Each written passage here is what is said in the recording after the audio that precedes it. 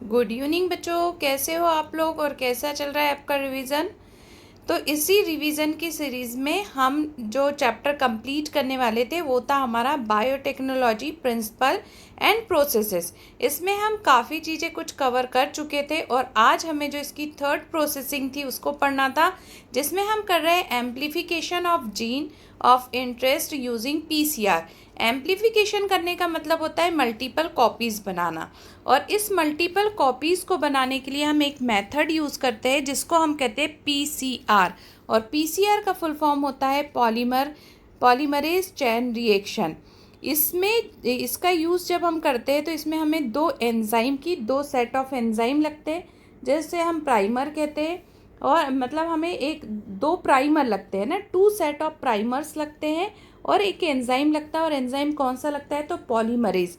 अब यदि वो आपसे क्वेश्चन पूछता है कि पीसीआर को कंप्लीट करने के लिए आपको किस चीज़ की ज़रूरत है, तो आपको बताना है 2 set of primers and the enzyme DNA polymerase, और साथ ही साथ में इसमें लगता है लाइगेज। ठीक है, इसमें हम करते क्या है, तो जो प्राइमर सबसे पहला फंक्शन बताया उसने प्राइमर्स का, तो जो प्राइमर्स होते हैं वो स्मॉल केमिकली सिंथेसाइज्ड ओलिगोन्यूक्लियोटाइड्स होते हैं, जो कॉम्प्लीमेंट्री होते हैं किसके? Reason of DNA. जो हमने डीएनए लिया है उस डीएनए के कॉम्प्लीमेंट्री होते हैं प्राइमर्स। और ये क्या है? तो स्मॉल केमिकली सिंथेसाइज्ड ओलिगोन्यूक्लियोटाइड्स होते हैं।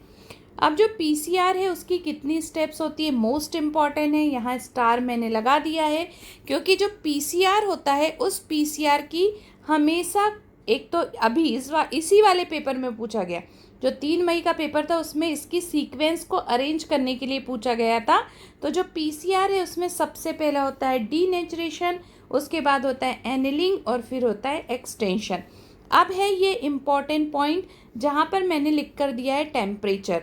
तो डीनेचुरेशन कब होगा, मतलब किस टेम्परेचर पर होगा? तो 92 डिग्री से लेकर 94 डिग्री सेल्सियस तक यहाँ डीनेचुरेशन होता है। डीनेचुरेशन का मतलब क्या होता है?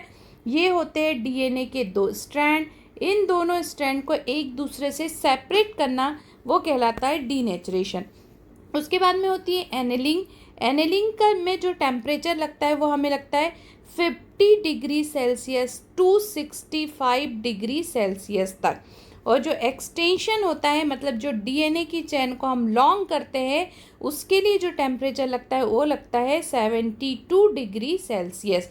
तो ये टेम्परेचर मैंने अलग से यहाँ पर मेंशन करके रखे हुए, इसका स्क्रीनशॉट लेकर बुक में या तो एनसीईआरटी की जो बुक में यहाँ स्टेप्स लिखे वहाँ पर इसको ज़रूर नोट कर लेना, ताकि जब भी आप बुक ओपन करो तो ये टेम्परेचर ज़रूर पढ़ लो, क्योंकि यहाँ से क्वेश्चन आता है।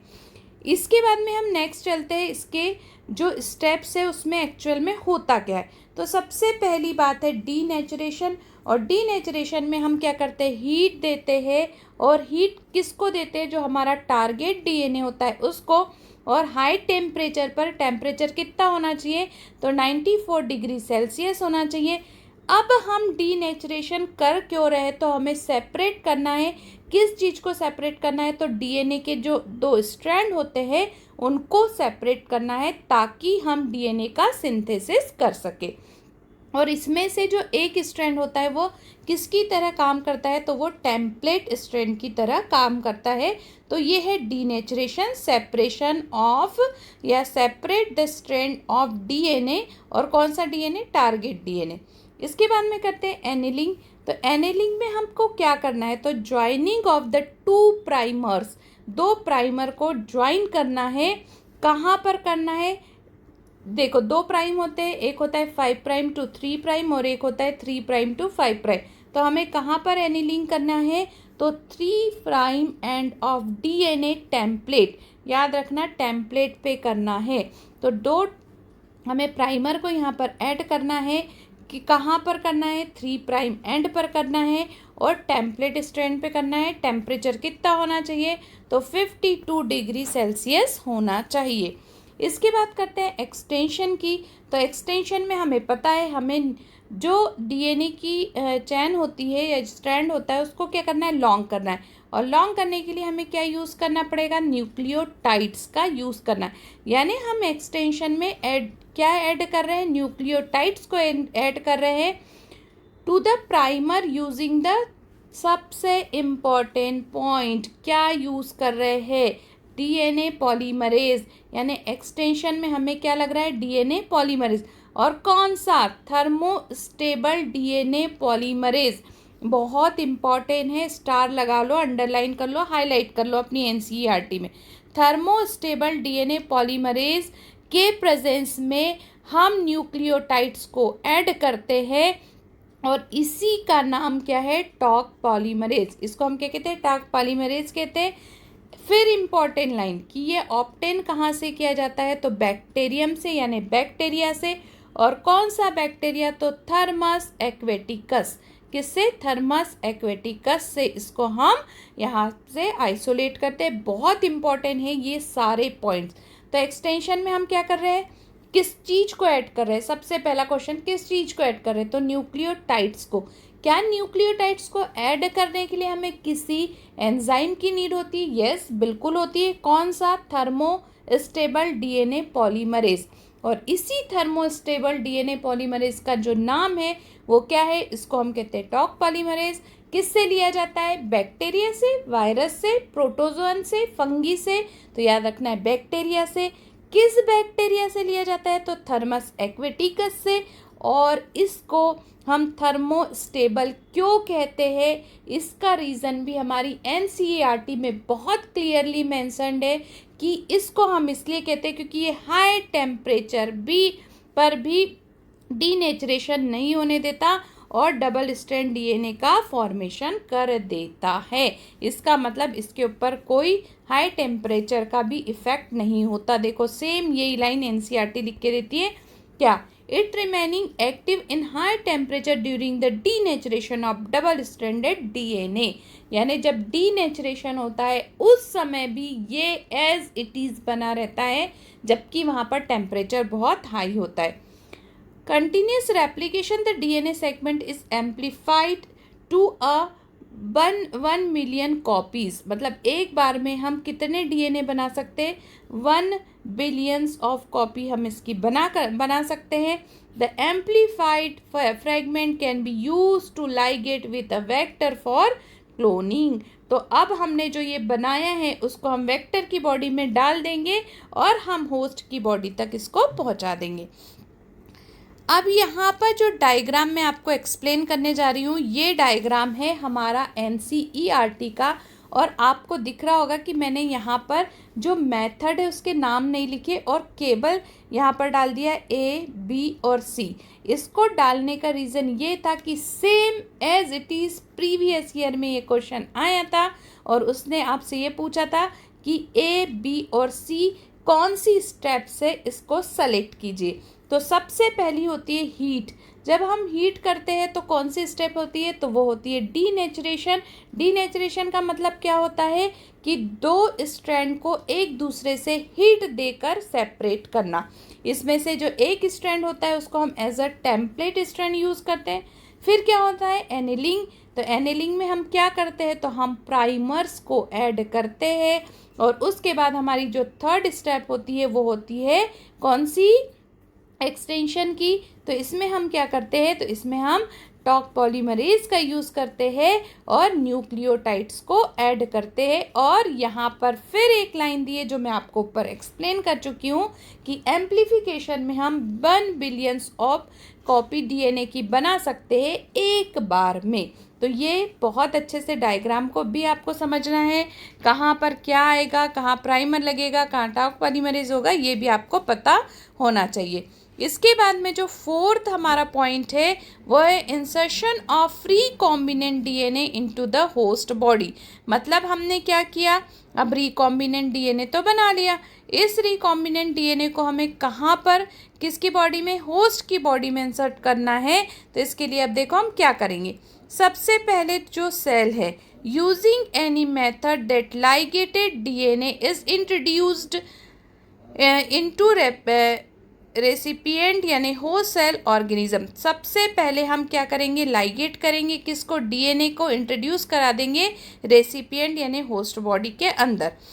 दे take up DNA from its surrounding if a recombinant DNA bearing um कौन सा ampicillin resistance gene is transferred into E coli cell, the host cell become ampicillin resistant हो जाएगी।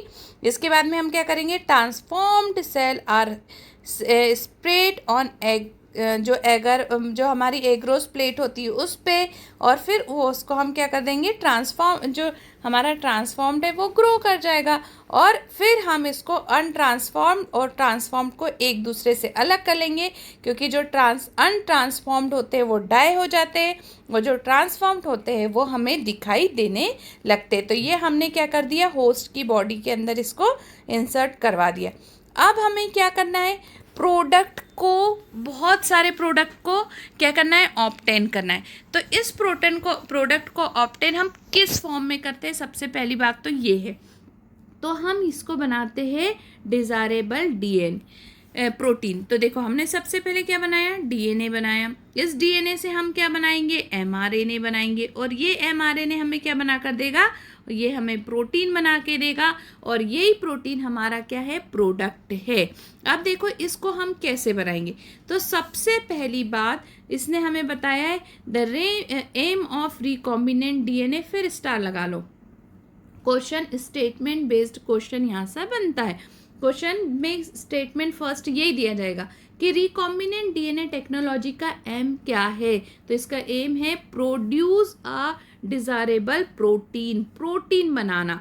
डिज़ायरेबल प्रोटीन मतलब ऐसा प्रोटीन जो हम जिसको चाहते हैं, जैसा हम प्रोटीन बनाना चाहते हैं। अब ये जितने भी जो हेयर ऑयल्स आते हैं हेयर ग्रोथ करने के लिए, स्किन क्लियर करने के लिए जो क्रीम आती है, वो सारे क्या है, वो सब प्रोटीन है, और बायोटेक्नोलॉजी में इसको बायोटेक्नोलॉजी के थ्रू इसको बनाया गया है। ठीक है, अब इस प्रोटीन में होता क्या है, तो देखो if a protein encoding foreign gene is expressed in a heterologous host it is called recombinant protein. है ना, हेट्रोलॉगस तो होंगे, एक वेक्टर का होगा, मतलब एक फॉरेन डीएनए होगा और एक होस्ट का होगा, तो इसलिए इसको हम क्या कहते हैं, हेट्रोलॉगस कहते हैं। ठीक है, इसको हम कहाँ ग्रोथ कराएंगे, तो जो फॉरेन जीन है इसको हम ग्रो कराते हैं लेबोरेटरी के अंदर, और फिर इसको क्या करते हैं, इसमें हम कल्चर करवाते हैं। कल्चर करवाने के बाद इसको प्रोटीन में कन्वर्ट कर देते हैं, और फिर प्यूरीफाई करते हैं, सेपरेशन कर लेते हैं सेपरेशन टेक्नोलॉजी के थ्रू। फिर इसके बाद में इसको क्या करते हैं, the cell can also be multiply in the continuous culture system. Continuous को कल्चर सिस्टम में हम ग्रोथ कराते रहते हैं, और लास्ट में हमें क्या मिल जाता है, तो हमें प्रोटीन का सिंथेसिस हो जाता है। ठीक है, अब इसके बाद में जो है बायोरिएक्टर। बायोरिएक्टर का काम क्या है, तो भाई हमें प्रोटीन बहुत थोड़ा सा थोड़ी चाहिए। हर कोई चाहता है अच्छा दिखना, हर कोई चाहता है बाल लंबे करना, हर कोई चाहता है एंटीबायोटिक्स का यूज़ करना, सबको मेडिसिन्स की भी नीड है, सबको वैक्सीन्स भी चाहिए। तो ये हम कम क्वांटिटी में, ऐसा नहीं कि एक या दो बना रहे, हमें कैसा बनाना है, इसको लार्ज स्केल पे बनाना है, और लार्ज स्केल पर इसका प्रोडक्शन करने के लिए हमें क्या यूज़ करना है, तो हमें करना होता है बायोरिएक्टर। ये बायोरिएक्टर होते क्या है, तो ये मतलब बड़े बड़े वेसल्स होते हैं, एक कंटेनर होते हैं जिसमें हम क्या करते हैं, बायोटेक्नोलॉजी के थ्रू प्रोटीन का सिंथेसिस करते हैं। अब देखते हैं हम एनसीईआरटी हमें क्या बता रही है। These are the vessels in which raw material are biological converted to specific products, है ना। तो जो हमने रॉ मटेरियल बनाया है, मतलब जो हमने रिकॉम्बिनेंट डीएनए बनाया है, अब उस रिकॉम्बिनेंट डीएनए को स्पेसिफिक प्रोडक्ट बनाने का टाइम आ गया है। और किससे, तो जो एंजाइम्स होते हैं उसके यूज़ से। एंजाइम भी यूज़ कर सकते हैं, माइक्रोबियल प्लांट भी यूज़ कर सकते हैं, एनिमल भी और ह्यूमन सेल भी यूज़ कर सकते हैं। तो इस तरह से यूज़ करके जब हम प्रोडक्ट बनाते हैं तो उसको हम किस में बनाते हैं, उस वेसल्स को हम क्या कहते हैं, बायोरिएक्टर। अब हम इस बायोरिएक्टर में कितना प्रोडक्ट बना सकते हैं एक बार में, तो हम 100 से लेकर 1000 लीटर ऑफ कल्चर हम इसमें बना सकते। अब इसको मेंटेन करने के लिए हमें किस किस चीज़ की ज़रूरत है, तो हमें इसको मेंटेन, बायोरिएक्टर को मेंटेन करने के लिए क्या चाहिए, ऑप्टिमल ग्रोथ कंडीशन होना चाहिए। तो इसमें हमें क्या चाहिए, पीएच होना चाहिए, टेम्परेचर होना चाहिए, सब्सटेंसेस होना चाहिए, सॉल्ट्स होने चाहिए, विटामिन होना चाहिए और ऑक्सीजन होना चाहिए। फिर इसको स्टार कर लो, क्योंकि ये पूछा जाता है कि बायोरिएक्टर का में ऑप्टिमल ग्रोथ कंडीशन में किस किस चीज़ का हम यूज़ करते हैं। तो हम पीएच का, टेम्परेचर का, सबस्ट्रेट का, सॉल्ट का, विटामिन्स का और ऑक्सीजन का, इतनी चीज़ें हम इसमें यूज़ करते हैं। अब जो बायोरिएक्टर होता है और सबसे ज़्यादा बायोरिएक्टर जो यूज़ होता है वो कौन सा होता है, तो वो होता है स्ट्रिएटेड टैंक बायोरिएक्टर, है ना। और एक सिंपल वाला होता है और एक होता है स्ट्रिएटेड। तो सबसे ज़्यादा जो यूज़ किया जाता है वो यही वाला यूज़ किया जाता है। यहाँ आपको 2 डायग्राम दिखाई दे रहे होंगे।